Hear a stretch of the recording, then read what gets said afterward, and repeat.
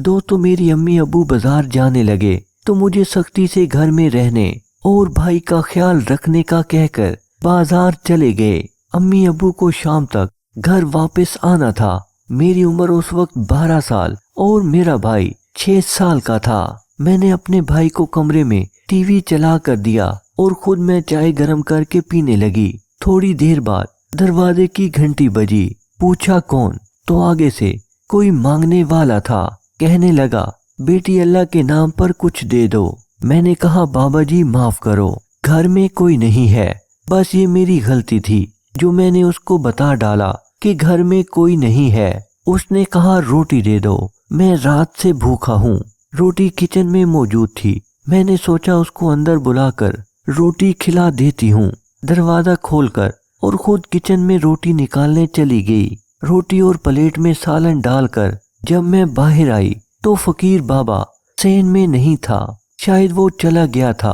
मैंने दरवाजा बंद कर दिया और खाना वापस किचन में रखकर भाई के पास चली गई तो वो टीवी देखते देखते ही सो गया। मैंने टीवी बंद किया और अपने कमरे में जाकर लेट गई और सोने की कोशिश करने लगी। थोड़ी ही देर में मुझे नींद आ गई। मैं कच्ची नींद में थी तो किसी ने मेरे मुंह पर हाथ रख दिया और मुझे अच्छी तरह समझाना शुरू कर दिया। मैंने आंख खोलकर देखा तो मेरे खौफ के मारे सांस रुकने लगी। ये तो वही फकीर बाबा आया था और खाना बगैर खाए ही चला गया था, जिसने मुझे अच्छे तरीके से काबू कर लिया। मैंने सोचा कि वो चला गया, लेकिन वो गया नहीं था बल्कि कहीं घर में ही छुप गया था।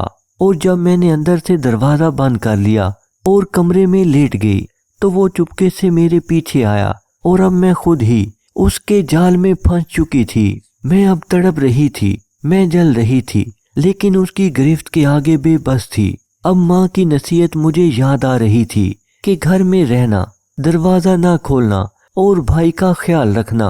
भाई का मैंने अच्छे तरीके से ख्याल रखा था, अब मेरा ख्याल रखने वाला कोई और ना था। मैं रोने लगी। मेरी आवाज उसने बंद कर डाली। उसके नीचे मेरी सांसें दबी हुई थीं। फिर उसने एक हाथ से मेरे कपड़े उतारने शुरू कर दिए। मैं जितना जोर लगा सकती थी, लेकिन उसने मुझे किसी काबिल नहीं छोड़ा। वो अपने दिल में दुआएं कर रही थी कि काश कोई मुझे बचा ले, आज के बाद मैं ऐसी गलती नहीं करूंगी। मैंने उसे जोर से उसको ऊपर से हटाने की कोशिश की और फकीर बाबा जोरदार आवाज से नीचे गिरा और मैं कमरे से बाहर दरवाजे की तरफ भागने लगी तो फकीर बाबा ने मुझे फिर से दबोच लिया और उसने मुझे उठाकर बिस्तर पर ले गया और मेरे साथ जबरदस्ती करना शुरू कर दी और मेरे खूबसूरत जिस्म से खेलने लगा।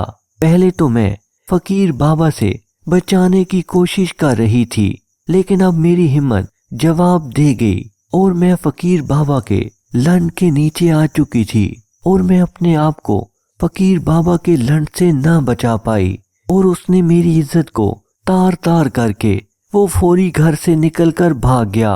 दोस्तों कभी भी अकेले बच्चे को घर में ना छोड़ें और ना ही बच्चे किसी अनजान आदमी के लिए दरवाजा खोलें। प्यारे दोस्तों, आज की वीडियो अगर अच्छी लगी हो तो हमारे चैनल को सब्सक्राइब जरूर कीजिए। शुक्रिया।